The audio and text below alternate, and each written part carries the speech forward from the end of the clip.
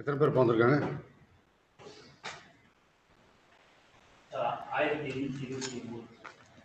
1000. Professor Ravichandran, we can proceed now. We are live on YouTube. Oh, okay. Yeah. Professor Priyanka, madam, shall we start, madam? Yes, please. Okay. Very good morning to all who have joined here for this wonderful virtual internship program on sustainable rural development and community engagement. We are in the second day, and we are going to hear the voice of National Coordinating Institution, Unnat Bharat Abhiyan. Professor Priyanka Kausal has joined with us. On behalf of Gandhigram Rural Institute and on behalf of the learned participants assembled here, I extend my warm welcome to you, madam. Your presence will definitely help us to understand how best the Unnat Bharat Abhiyan contributes for the rural development in India. Yesterday, we had a wonderful inaugural session wherein our national coordinator, Professor V.K. Vijay, participated and delivered a detailed note on the role of Unnat Bharat Abhiyan in Indian context. Our Vice Chancellor, Dr. Madheswaran, has briefed about the purpose of the program, called the attention of the participants over the achievement of sustainable development goals. Our Professor Sivakumar, our registrar, delivered a welcome address, and he also pointed out that the role of Gandhigram Rural Institute in the Unnat Bharat Abhiyan and rural development activities. As of now, more than 2,700 participants joined here. Still, because students, the process of filling the applications, they committed lot of mistakes. What is your regional coordinating institution? For that question, they have put the IIT Delhi. They may be in other regions. So we are screening all these applications. Still, it is going on, and based on that, tomorrow we may be able to find out what is the exact number of participants. 29 RCI areas PAs have participated, and this is 20 plus lectures will be there on sustainable development goals, Unnat Bharat Abhiyan, and community engagement. With this few words, now I request you to deliver a note on how the Unnat Bharat Abhiyan is taking care of the rural development process in the country.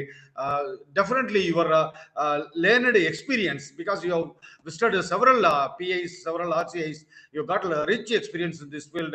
Definitely it will be an eye-opener for the students. And after your lecture, Professor Rai from NITI, Chandigarh, he will join by 10 o'clock, madam. This is today's program. Please go ahead, madam. Thank you, Professor Ravi. Thank you very much. And I must congratulate you and the entire team at the Gandhigram Rural Institute for this wonderful, the workshop that you have put across for the students, and I'm very confident that not just the students, even the faculty members, those who have participated, could benefit from it as well.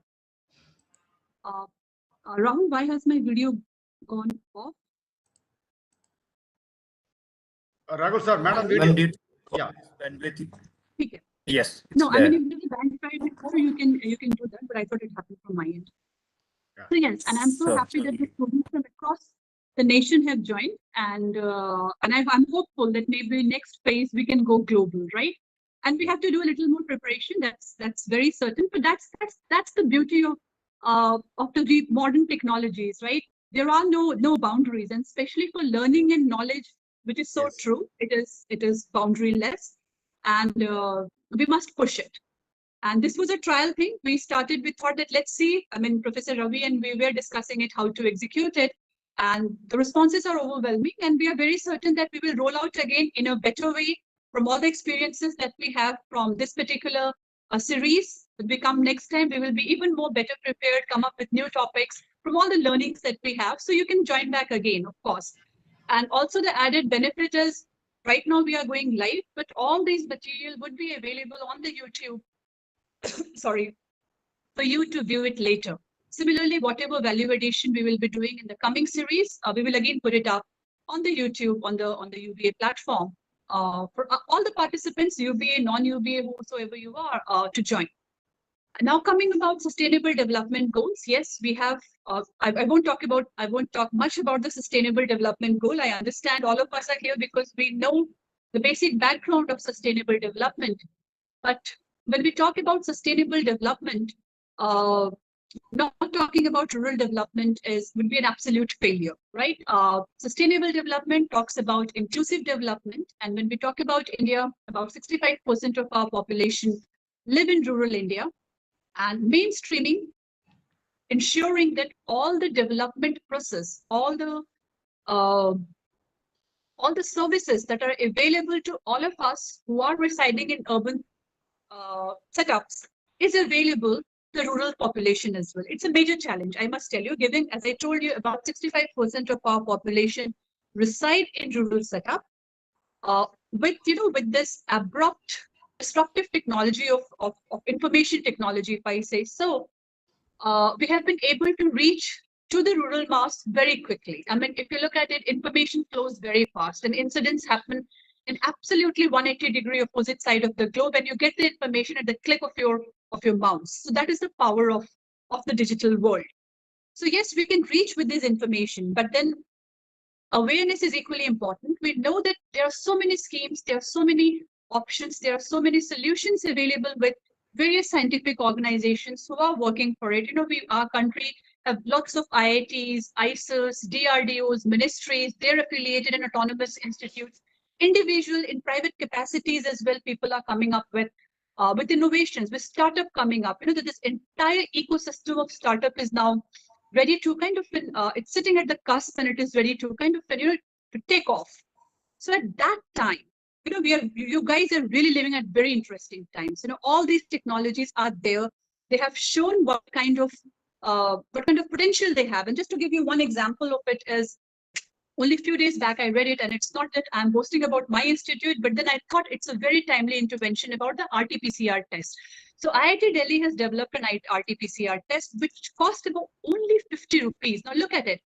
Initially, when we started off with RT-PCR test, it was very expensive. It ran in thousands, 5,000. What it started in Delhi, then it went down to 2,500, 700. And today, in less than 1 year's time, we are talking about 50 rupees kit for an RT-PCR test. You can think of the potential that a technology or development or research or taking the right question at the right time has. Look at it. Can you afford to take, even if you want to do an RT-PCR test, this is something you take it at your home. You want to take an RT-PCR test, and if I tell you have to 5,000 rupees for it, or even 2,500 rupees for it, you will think about it multiple times. But the same test or the same quality result is available to you at 50 rupees price. I think all of us can think, okay, fine, we can do almost every week, you can check ourselves, right? So that is the power of interventions, timely interventions at the right time. So yes, and if we talk about it, it is even more important when we talk about rural setup, because if you look at the average household income in rural setup, it is not very high. I will not give the numbers because the idea is not to talk about who is rich, who is poor. We're talking about affordability. 50 rupees is something we can think of that all of us can afford. Vis-a-vis 2,500 or 5,000 rupees, right? So that was just an example to tell you the power of the knowledge that we have and innovations. Talking about Unnat Bharat Abhiyan and rural development, the very idea of Unnat Bharat Abhiyan, the ethos of it is ensuring development, and through the youth. See, the reason why Unnat Bharat Abhiyan is placed in Ministry of Education, earlier MHRD, Ministry of Human Resource and Development, was that the kind of intervention, the kind of innovation we want to happen, or the idea is to bring in, is absolutely impossible without the youth. So what the idea is, your faculty member, your teachers, your gurus, they have the knowledge. Students have bright ideas. You guys are young, you guys are fresh, you know the technology much better than me. When When I was a graduate student, the only email service that was available was the Hotmail, and we have to book our computer center. You have to open your shoes to access those rooms, probably available to you only for 15-20 minutes in a week. And that even was something which was not available to each and every college or institute in the country. It was a very privileged service to where we stand today. And it's not like I'm talking about something 50, 60 years back. I graduated about 20 years back. So in 20 years' time, we have really moved very fast toward the development trajectory. So, so you have ideas, you understand this digital world much, much better than me, all the apps and the power of technology, disruption, the power of communication, you have it, you have new ideas. And even more importantly, when we go to villages, the youth, the children there, they really look up to you students, right? When they look up to you, you are their aspirations. It motivates them to take up maybe career path, or sports, whatever you are doing, right? So these are the reasons.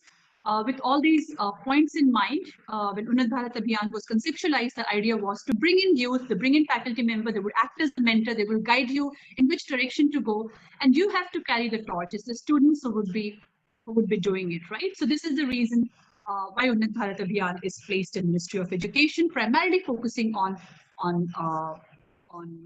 young students, on the youth.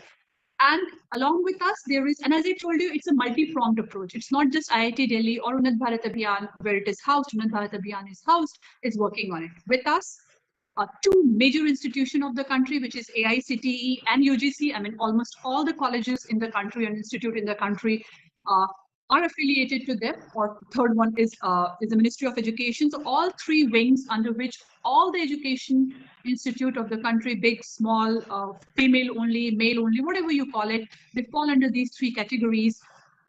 They are with us, and they have developed an internship program wherein the students can go and work in rural communities. UGC has come out with it, where they'll be rolling it out this semester. AICT has already formulated it, where rural internship, they have given 100 hours, something like that. You may go and check.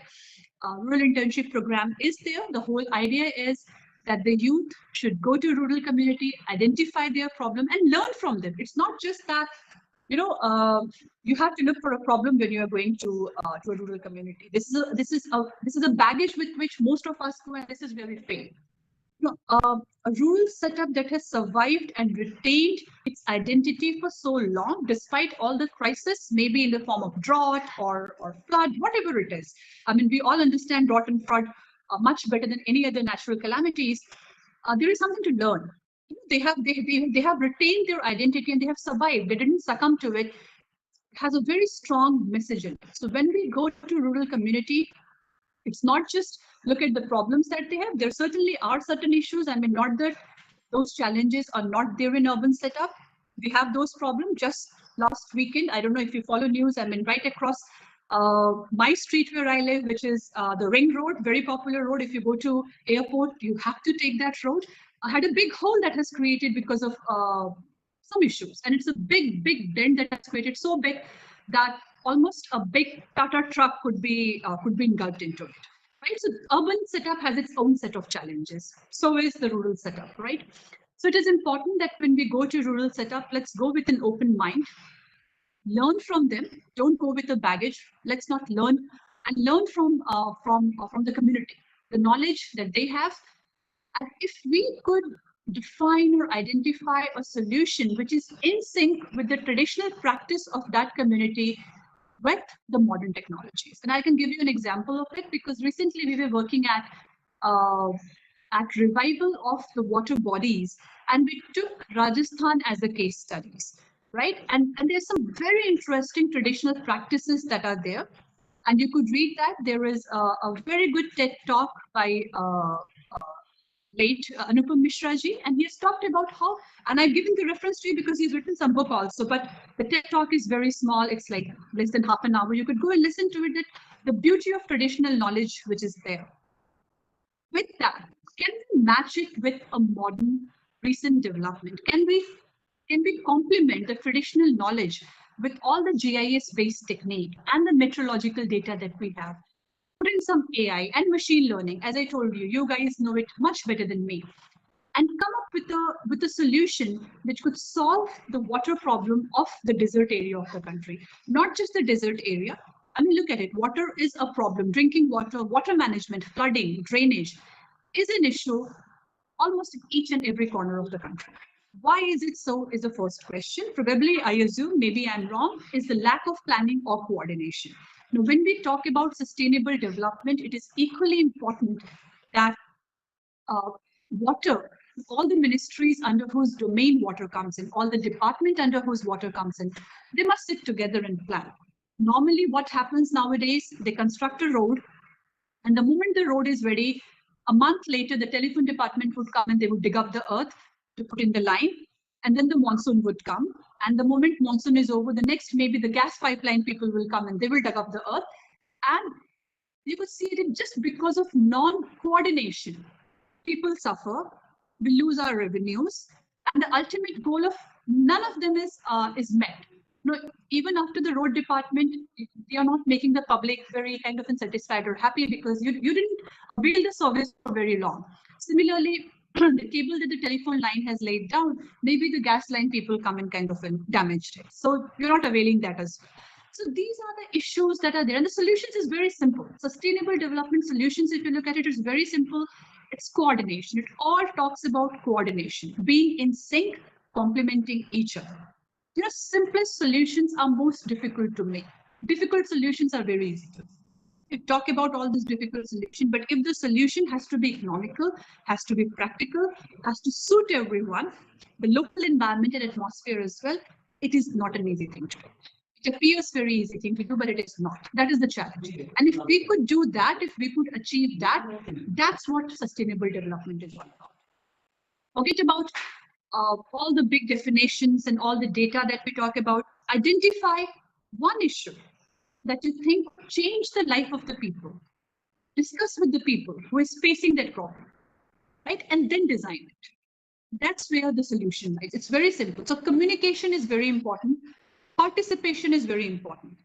And most of the failures that happen is because we have a very top-down approach. Instead of going for a top-down approach, can we have a mix of it? I'm not saying bottom-up approach is the best approach. No, there are certain issues there as well. But is there a mid-path between a top-down approach and a bottom-up approach? And I think one way to do it is participation. Participation, that means participation of the community, rural community, marginalized community, and the best of the communities, those who have all the resources as well. Let them all come together, share their experience, and design a solution around it. And I could tell you one very good example of one of the institute from Maharashtra. What they have two institutes, in fact, both from Maharashtra. One where the village, in consonance with the district administration, has taken up the development work of the village. They designed the entire contour map. The contour map, I'm not sure, maybe the contour map of my own institute is not available to me, but they had developed the contour map of the village. They have designed the natural paths. They have identified the natural paths of the water flowing in that village, and they have designed a water storage system, right? How the roads have to be made. So all the development work that the district administration were supposed to do were done by this student. They developed the plan. There was no money involved. They developed the plan and handed over the plan to the district administration. District administration just came and executed it. They were to execute it in any way.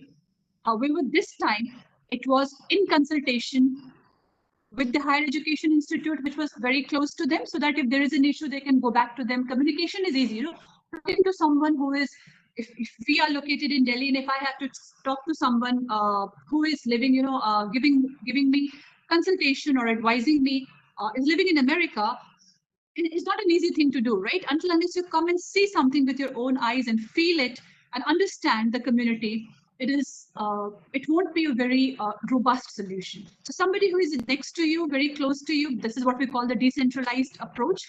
If we could do that, this is the best thing to do, right? So decentralization is what we are looking at, and this particular college did it. And now all the development activity for the district, for the village, is actually, I could say, vetted by, that means they discuss it with the college, and it's the college who does all the local participation. They discuss it with the village, take their input, refine the report, and they submit it to the district administration. Madam, excuse me, madam. Your video, please. Okay. Okay, okay. So is it visible? It's not coming. Okay. Yeah, now it's okay. Now okay. So yes, so this is where we have to look at it. Then there is other college again from Maharashtra. So these students they developed a greenhouse and a drip irrigations. They combined all these modern technology of education. We understand Bidar region of Maharashtra is a very water stressed region, and they developed a new design of farming, participated in Singapore in some kind of a competition and won the prize. Now, whatever money they won, there is this benefit of currency conversion, and it appeared to be a handsome amount in terms of rupees. The students donated all the money to Unnat Bharat Abhiyan to demonstrate it in their own field. Now they have demonstrated in one of the field where some kind of a business model they use. It took some kind of a contribution from the local farmer who's on whose land they demonstrated this farming thing. And then people came and see, as I told you, when you see, you start believing it. Otherwise, it's all talk. You know, it's said that well done is better than well said. So they did it, they demonstrated it, and now many people, many villages have come up and they have taken up that farming. Now, what is it that they were growing? Yes, there is an initial investment because you are developing a poly house, you're going for drip irrigation. So the yield or the product has to be of high value. These children, these students in Maharashtrian college and the other farmers that they have taken up cash crop. And one crop that is really selling very good in their region are the strawberries. So they are growing strawberries, and you understand that the base price of strawberries is high, and the farmers are getting good return. And so the point I'm trying to make here is, if you look at it, doubling the farmers' income, or maybe tripling, whatever they are doing, doesn't really cost much to the college. It was one very nice gesture from the few students who have won the prize. They said, we would like to demonstrate it. Whatever money they have, and I could tell you the money they won was about 3.5 lakhs or something, right? So they invested that money in demonstrating small field. They have demonstrated, and the technology has been taken up by about 10-15 more farmers. The last update that I had after the Corona thing, we really didn't get much time to interact with them, but the technology is diffusing fast. So that is sustainable development, where you are bringing in the change in the life of the people for their betterment. Normally, if we say array development time, we're talking about it involves sort of money and all those stuff. That is not really the case. If you really want to, money could be arranged. What's more important is the zeal to do it. And I think Professor Roy is already there. He has such wonderful stories to share, such wonderful success stories. I'm sure he'll be talking about it, wherein people have brought in change in their community with just sheer based on their wealth. All the resources that they need eventually followed. Right? Because the first step you have to take it. You know, that is very important. The first step is the most difficult step to take. Once you take the first step, you can recover the entire journey. That is not a big issue. That was one. Another development activities I can talk about what we are doing as PI. Of course, IIT Delhi wears multiple hats. We are NCI, National Coordinating Institute. We are also Regional Coordinating Institute. And we are also participating institute. So since I'm addressing all the students who probably are, representing in capacity of participating institute, we can see that what we have done, we have taken some cluster in Haridwar. We have a cluster which is in Uttarakhand. We have a cluster in Gurgaon. We have a cluster in UP, or 2 clusters in Gurgaon. But let me talk about the cluster that we have in Uttarakhand. Very recently, and none of these, for all the development work, we have not taken the fund from UBA. All the fund that was required were generated. What we did is, and we are working with a displaced community. So this community, we're living inside the forest. It's on the fringe of UP and Uttarakhand. We call it the Shivalik region. And for their development, and they have been moved. They been moved. They were living inside the forest. They have been moved to outside the forest. They live at the fringe of it. and not very trained, but they know a little bit of farming and they're into cattle breeding.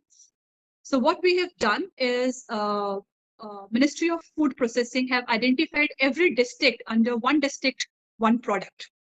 And this particular district falls under Haridwar, and they have been identified mushroom cultivation. So initially we trained them in mushroom cultivation because we have expertise available in our center. So we mapped it because we thought it's a low-hanging fruit. Let's start with that. Mushroom is something we can do. We did it. And now the Uttarakhand government has taken it over. So in the initial push we have done, we have shown that yes, you can do it, and they have taken up.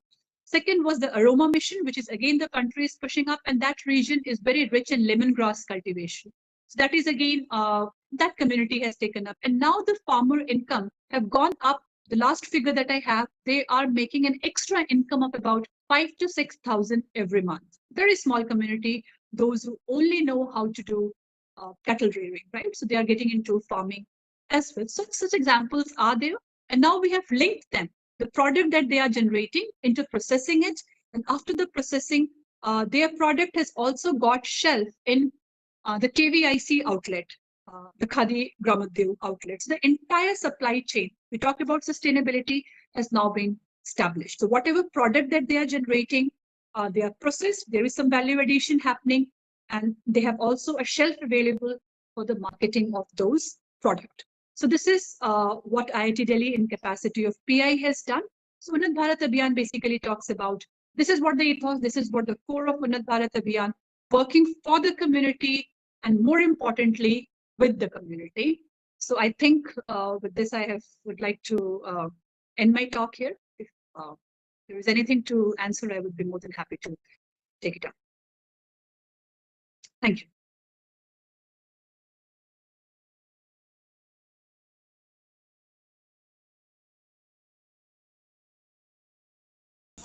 I cannot hear you. Professor Ravi Chandran, we are unable to. Since Madam, your field level experiences really interesting. That is an eye opener for other RCI and PIs also. Majority of the experiences are already documented. It is available in our UBA website, and we have instructed the students to see as and when they are free. Right now, around 300 students are listening us in live. Fortunately, Professor Rai joined. Professor Rai, hearty welcome to you, sir. Thank you. Madam, right now the student strength is 2,729. Wonderful. Yes. RCI 29, RCI PA is 87 PAs. So still the application screening process is going on, and since this is a flexible mode of learning, as and when the students find time, they can learn because it is available in YouTube. And your speech was very nice, and it will be definitely interesting to the students' audience. Yesterday, in one particular college in South India, they called me and they asked how to join as an intern after completing the courses, degree courses in intern in UBA.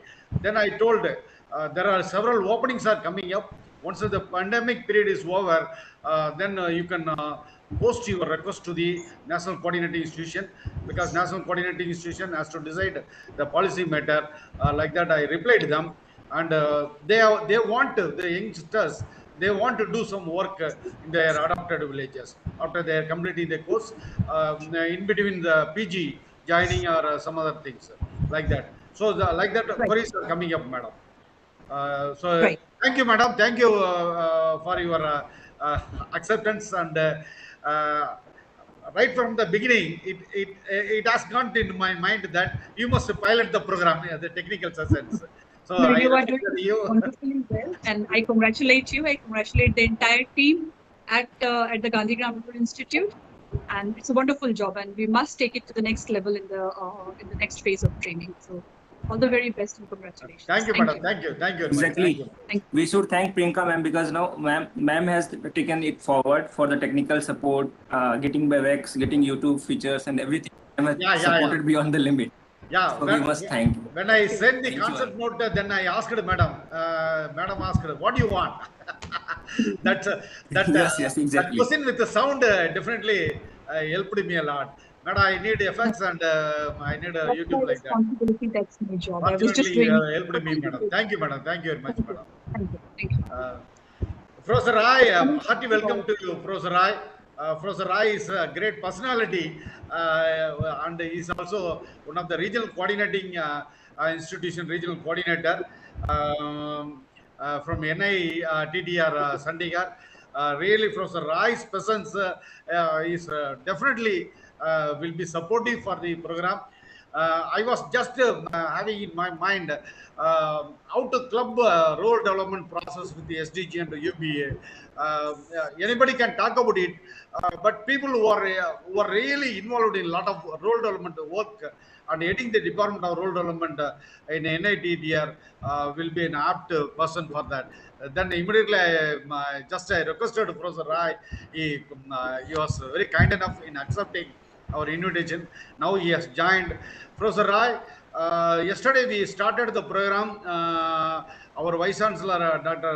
S. Madheswaran, presided over the inaugural function. Our registrar welcomed the gatherings, and Professor V.K. Vijay inaugurated program and delivered the inaugural address. We have received more than 3,500 applications. The students, the filling applications, they find it a lot of, they commit a lot of mistakes. So we are screening, and in one particular point, we stopped accepting the nominations. Right now, 29 RCAs, 87 PAs, and 2,729 students. They are participating in this program. This program will be in two parts. Part one consists of lecture series of 14 days. There will be 20 plus lectures will be there, and thereafter students has to undertake a mini project. So like that, we have coined the program schedule, and accordingly, students from these PAs they have joined. Now I request you. Actually, there is a silence. There is silence for everywhere to involve the rural development process in achieving sustainable development goals. Everybody is speaking sustainable development goals. Everybody is speaking rural development. Everybody is speaking climate change. But there is a close link between these three aspects. And there is a role for UBA in all these aspects. But there is a silence everywhere. Now I request Professor Rai to open the silence and put the issues before us and what the students can do and what the people can take, how they can take up these issues while they are doing their work in the adopted villages. Professor Rai, please go ahead. Okay, Professor Ravichandran, it's a very pleasant moment, and you have organized such a large scale, and so many people have joined. So I really congratulate the Gandhigram Institute has been the leading institute in rural development, and we recognize it right from the beginning. So when I was doing PhD at IIT Delhi, also there we had some students from Gandhigram Rural Institutes. So you are keeping that tradition. That is a great thing. So because most of the students are associated with us, so the right from the beginning, let me check whether you are able to see my slides. Yeah, we are able to see. Okay. So directly I will come to the point. So students, they are learning and they must know what is the potential in the rural areas and how they can start some new ventures, how they can pick up the technology. First of all, they have to do some kind of a need analysis in the rural areas and potential available in the rural areas. Then only we can gradually pick up, and whatever the government of India is also following the norms that we have to adopt the SDG norms, means sustainable development goals. We are participatory to that, we are signatory to that. So through the United Nations, it is our mandatory job to follow the SDG norms, and accordingly the students also should know that what are the targets given by the United Nations to the country and how we can achieve the target of sustainable rural development through our interventions, through our ideas. So even small innovations are very, very important. So I target it and I coin it that climate smart SDG approach means we have to work with the changing climate and the kind of a pressure, a kind of the problems which we are facing at present. What we may call it climate smart sustainable development goal approach for sustainable rural development. So that should be our approach. You know that what has happened and what has been happening every day, landslides, forest fire. So Amazon forest fire, before that Australian forest fire, and this time when we are passing through it, there is a lot of forest fire in Turkey.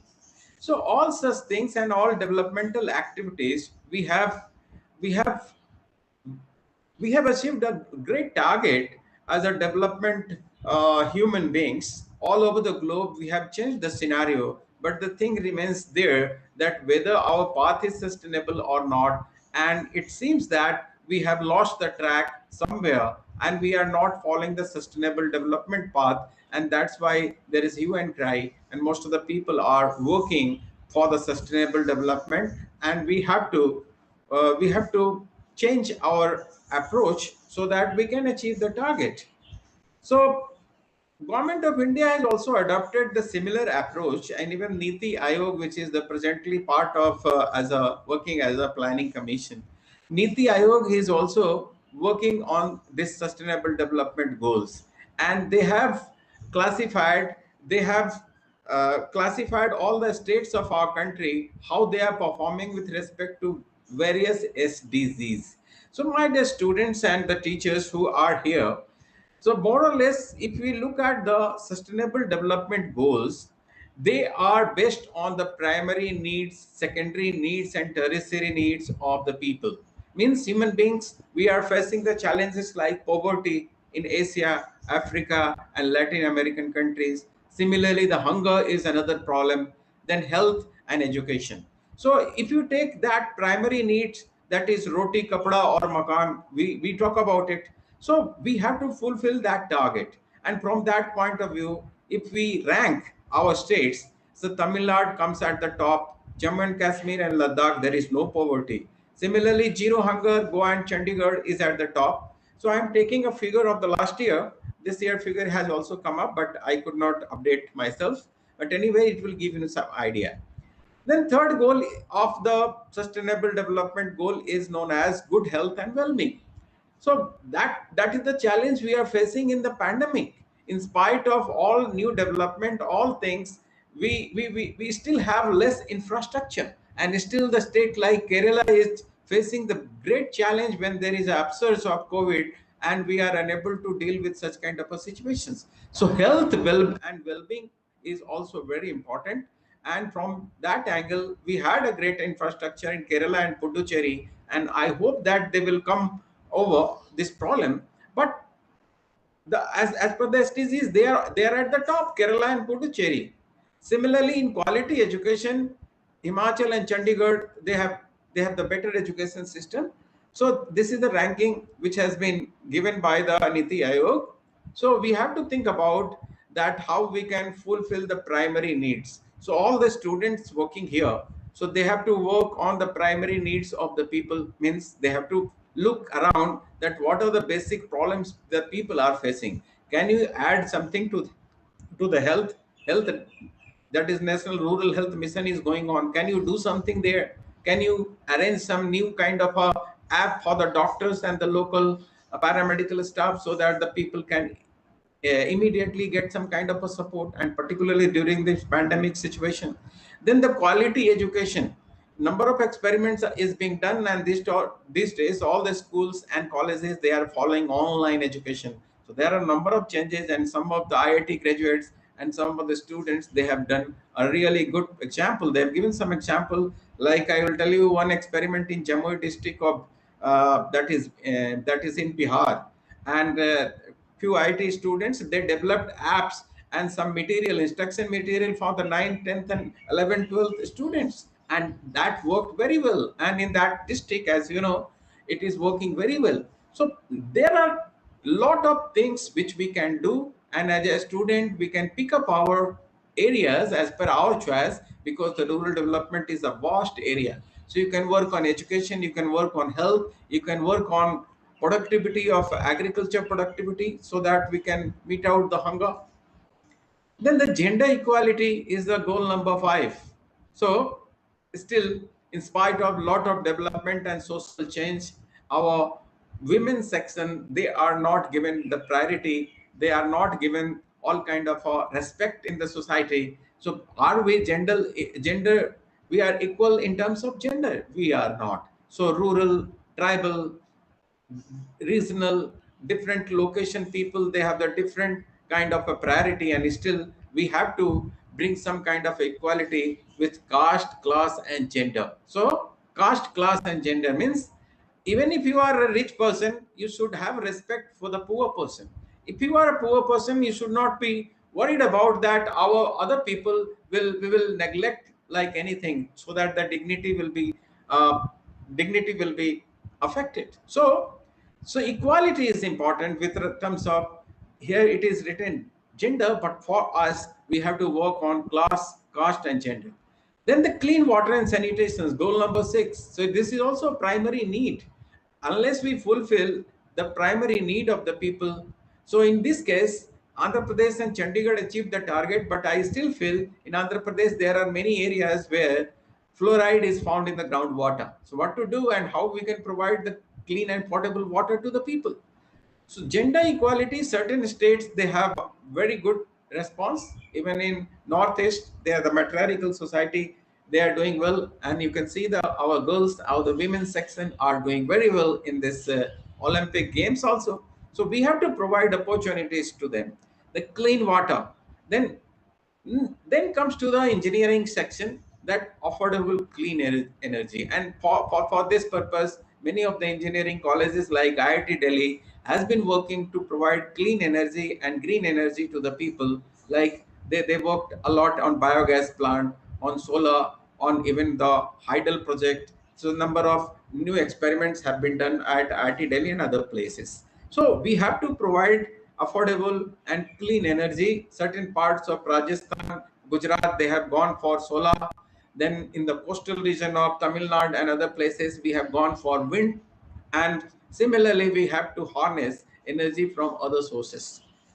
Now we go to the decent work and economic growth. This is also very important. So as you see, our eastern part like Bihar, Jharkhand, Odisha, Chhattisgarh, they have the less economic growth.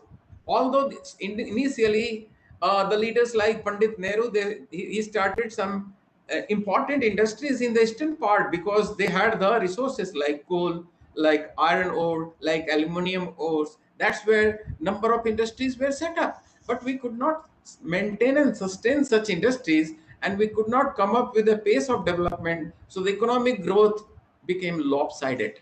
So an uneven growth became the problem. So Telangana and Chandigarh showing as per the data. So we have to find out. Now we come to the industry, innovation and infrastructure, goal number 9.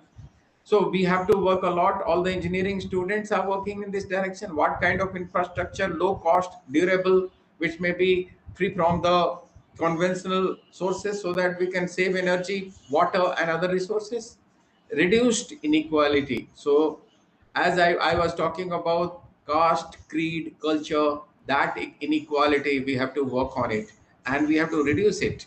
And then cities and communities, how to make cities sustainable. So sustainable cities and communities, as you know, the most of the people are migrating towards the cities, and the slums are being created. So the communities we have to take care of, and then we accordingly take care of that. So a few states, there are good thing, but Himachal Pradesh, they are more or less rural.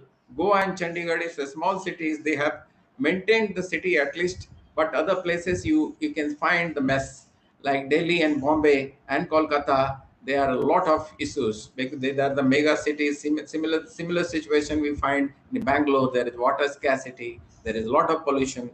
So then we go for goal number 12, that is responsible consumption and production. So Nagaland, Chandigarh, they have been doing very well. So we have to consume as well as produce. So to goal number 12. Then goal number 13, which is a very, very important, climate action. So we have to work as per the climate change. It is a challenge which has come up all over the world. So we have to work on it. Then life below water, because a lot of people still depend life below water, and the ocean or the sea, they contain a large of resources, and they are still provide us a lot of livelihood. Then life on land.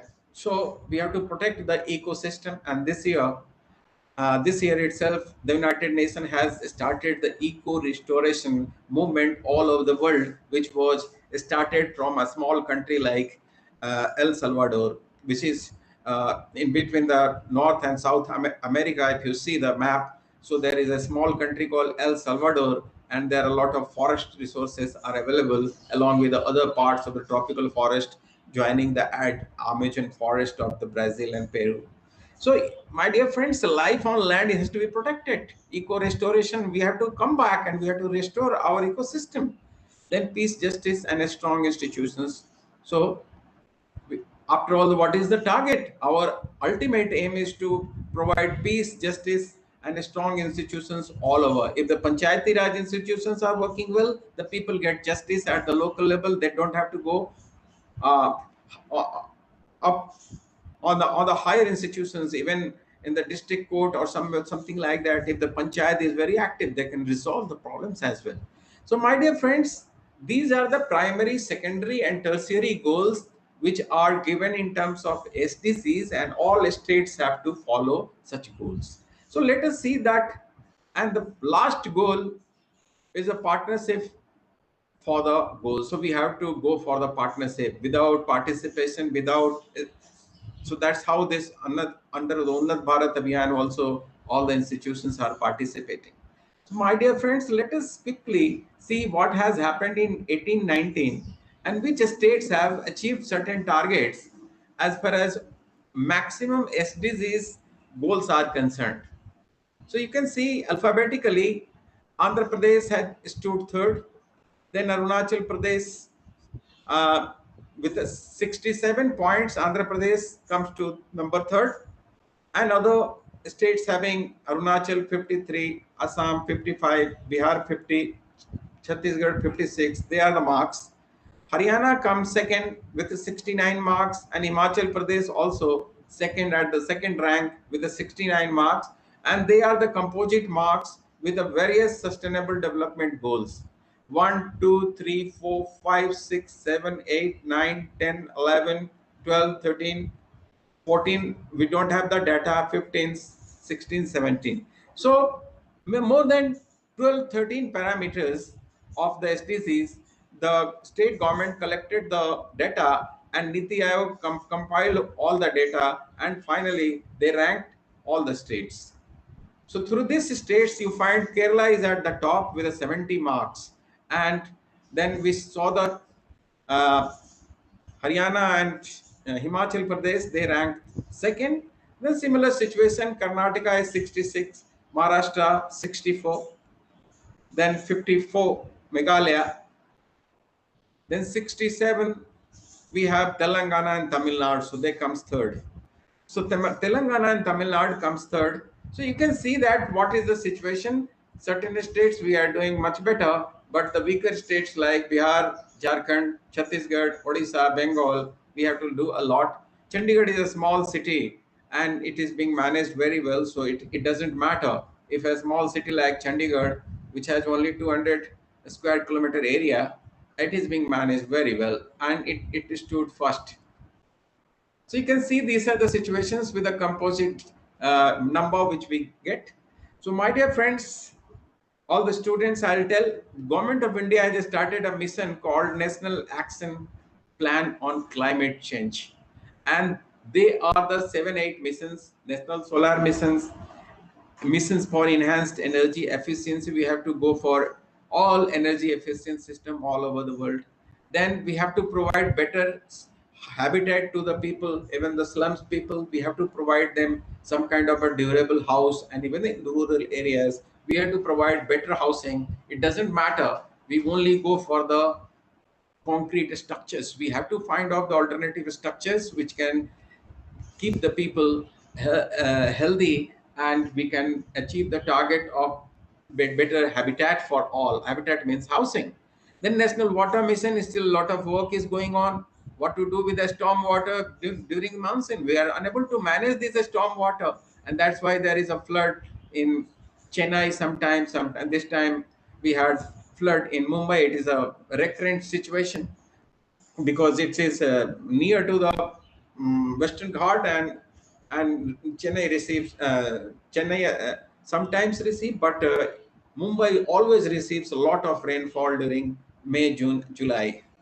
So National Mission for Sustaining Himalayan Ecosystems. So sometime in another session, I tell you that what is the value of Himalaya, because whole of the North India depends on the Himalayan ecosystem, and about 30 small rivers, big and small rivers, come from Himalaya. That begins from Himalaya, and bigger ecosystem like Indus, Ganges, and Brahmaputra. They are the three ecosystems who carry out all the resources, means water, to the whole of the North India, and they were the primary source for making the plains in the North India, and that's how the whole ecosystem is very, very important. Then we have to go for the Green India mission. We have to go for green technologies so that we can check the pollution, and we have to do a lot in this area on the Green India movement. The National Mission for Sustainable Agriculture, we have to gradually convert to a good agriculture system, which may be natural, which may be healthier for the people, and we can still achieve the productivity also. And finally, after doing all such things, you have to have a strategic mission for knowledge. And if you are well planned as per the knowledge system is concerned, so you will achieve the target. My dear friends, this Unnat Bharat Abhiyan scheme has been launched by the ideas of the two great pillars and our teachers at IIT Delhi, and the scientists like Professor Bhatka, Professor Rajendra Prasad, and other teachers from IIT Delhi, and it is being led by our friend Professor Vijay. So what are the vision for whom we are working for? That is the vision of the great leader like Mahatma Gandhi, and a vision like Dr. Abdul Kalam.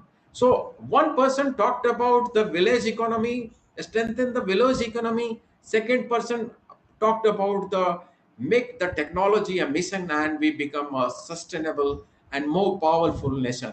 So both the things should be matched together. Then only we can achieve the target of Unnat Bharat.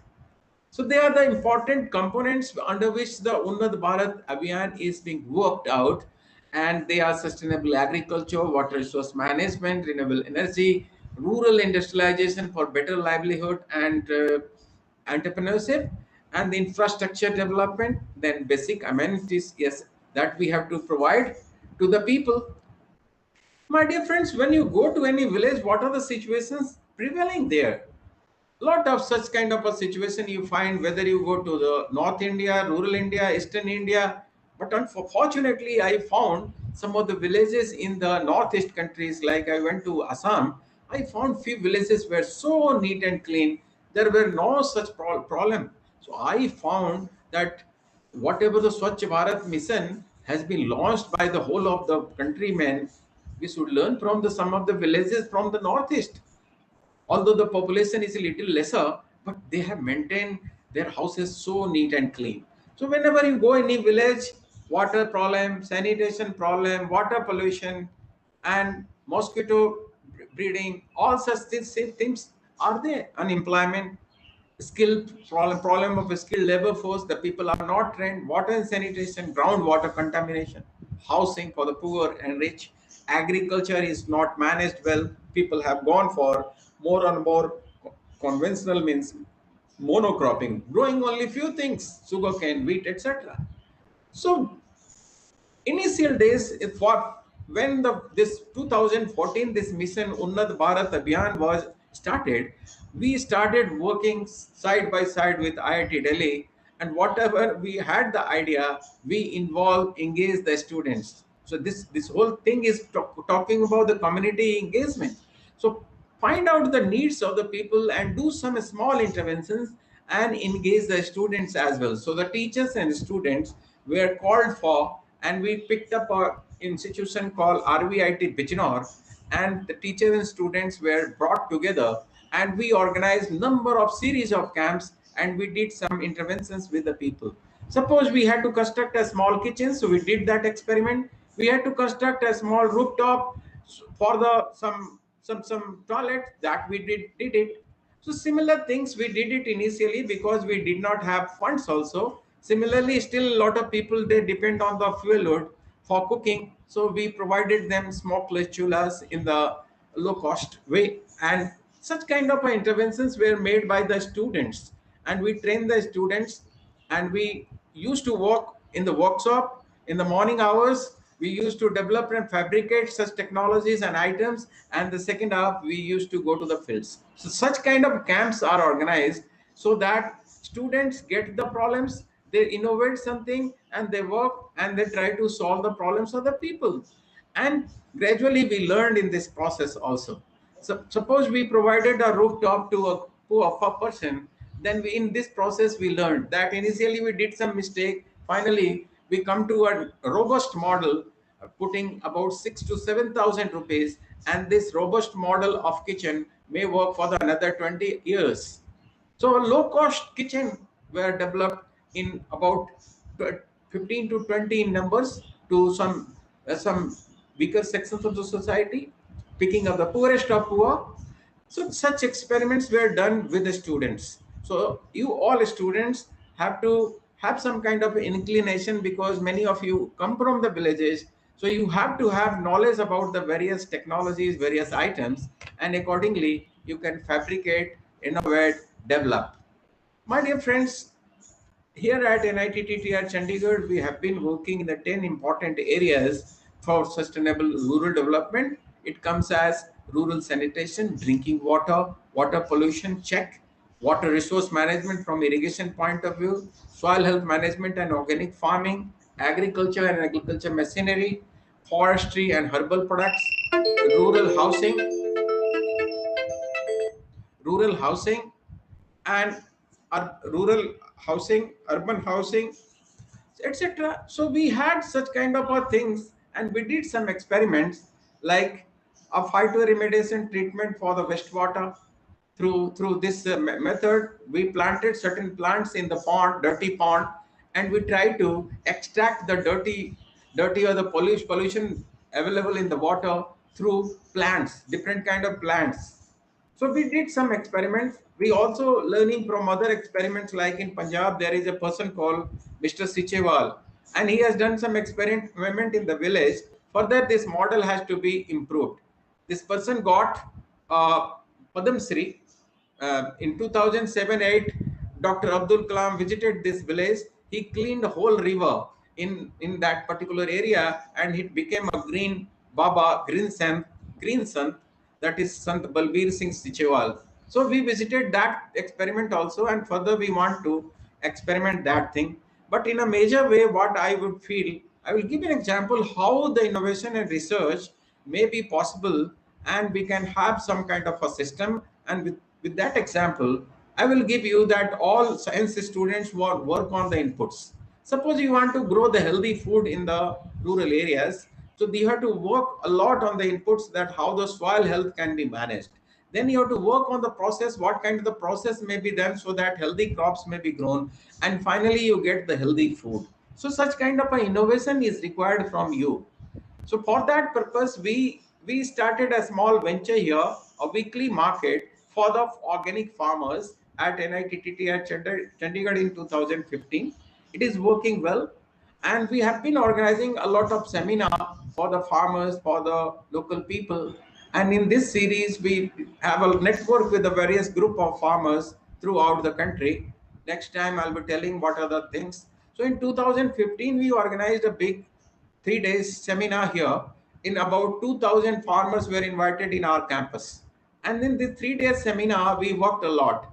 But it was a big pump, and so some NGOs were also associated with us. But I got a big pain after organizing such a big seminar, because first day, first chief minister from Haryana, then governor, then very high dignitaries, the NGO people, they took the lead and they invited a lot of people. But unfortunately, farmers' issues were not discussed at length. All the demonstration created nearby to demonstrate the farmers, to train the farmers, they were kept away, and the people were busy in inviting VIPs. So this gave me a pain that we are not doing a real kind of research. We have to do some kind of action research which can solve the problems of the farmers. So after a few months, I talked with some people and we started a small weekly market for the farmers. Gradually it picked up and now it is working very well for the last 5 years. And initially farmers used to get about 6 to 7,000 rupees a month. Now the market has grown up and Chandigarh administration indirectly has supported it, and even the professor, Dr. Mr. Bala Murugan, he is from Madurai, near to your place, sir, Professor Ravi Chandranji. So he is the personal secretary to governor and is an IS officer. With the help of that, we are organizing this market and it has picked up very well. And the monthly income of the farmers has also gone up to about 30,000 rupees a month. So 4 days market and the people are getting a lot. So my dear friends, I know that time is limited. So this is a sustainable group we have created. I will take another 1 or 2 minutes. So this sustainable group is managing the market, and this way we are further extending the similar experiment in Himachal Pradesh through the governor. Now it is being experimented in Himachal also, and we have number of such initiatives which we want to achieve. Last, I will conclude with this slide that we have to achieve a target of village-centered rainbow revolution, and for which we have to restore the ecosystem. That is point number 1. Then we have to go for organic farming, white revolution, yellow revolution, blue revolution, and sweet revolution. So that we have to do. In Hindi, it may be written like this. And finally, I conclude it here. So my dear students, accordingly, you have to work out your area as per your interest, and then only you can achieve the target of Unnat Bharat Abhiyan or whatever you want to do. And there is a lot of scope for internship, and you should pick up such kind of a project which is beneficial for the rural people, and you can also develop it as a career in maybe water management, natural resource management, and all such experiments. So thank you very much. I will be Thank you, Professor, for your wonderful and experienced speech. There are two questions. One is from myself, my side, and another from students. My Yes. side, you know that NITI Aayog has come out with the mapping of SDG with CSS and ministries of Government of India. Right. For say, for example, for goal number 1, end poverty in all its Right. forms every year, everywhere. They've identified the role of Ministry of Rural Development. Say, Yes. for example, MG Narega, Day NRLM, Pradhan Right. Mantri Awas Yojana, Yes. National Social Assistance Program. So Yes. these programs are speaking about this SDG goal. So Right. in that context, really, what is the work going on at a NITI Aayog level? Number 1. Number 2, some of our students, they have asked about internship. What are the possibilities for internship? So they have asked. Please, Professor, go ahead, Professor. Okay. So let me talk about, first of all, the NITI Aayog approach of sustainable development. At present, whatever the programs we have, like Mahatma Gandhi Narega Guarantee Act, or we have the NRLM, National Rural Livelihood Mission, then we have NHRM. All such missions are a kind of a support for the local people, but we have to find out some robust system so that the local people get some kind of a employment, some kind of a sustainable livelihood. So we have we have to work on both the approach, like target area and target group approach. As you know, our rural development, they are the two important approaches for the development. So we have to identify the remote and backward areas, and we have to provide some kind of a rural industrialization setup there so that the people can go for sustainable livelihood. And second thing is that we have to create certain ventures and we have to strengthen the local productivity system, whether it is agriculture, local industries, handicrafts, and all the small businesses. So we have to strengthen. At present, we are lacking. All initially, the Punjab was growing like just like a Japan, like Ludhiana, Jalandhar used to be just like Japan. Agriculture and industries were growing simultaneously. But unfortunately, Punjab is lagging behind due to many political reasons. In last 20, 30 years, it has been robbed, basically. So we have to have some model, maybe the Gujarat model or the dairy model, which has gone to all over the country. Second thing, the internship. Internship, there is a lot of possibilities. So you contact your RCI. A lot of new concepts are coming through this UBA team. All the people, we are all working together. And there are the possibilities online internship also these days. If we can guide few students, that all possibilities are there, but they have to pick up their own areas as per their interest. If it's electronic engineer, they can develop some device for the rural people, which can be a smart agriculture system or something like that. So they have to work on it. There are a lot of opportunities. There is no doubt about it. Thank you, Professor. Again, I want to join with you to say something about the internship. Since your Chandigarh is very close to New Delhi, you can talk to NITI Aayog, either in day in Aralam or Pradhan Mantri Awas program, something else. We Yes. can involve the students as interns, and as RCAs, we can guide the students how best they can take the government schemes to the village area with new technologies or converging with the existing technologies like that. We can think about it, Professor. That MOE is already signed by IIT Delhi, I suppose. That Yeah. Ministry of Rural Development is going to work for the Pradhan Mantri Awas Yojana through all our institutions. Yeah, we have already taken up the statistical data we have collected and we have submitted. Day NRLM, I think that is also a national-wide scheme that can be also roped up. Yes.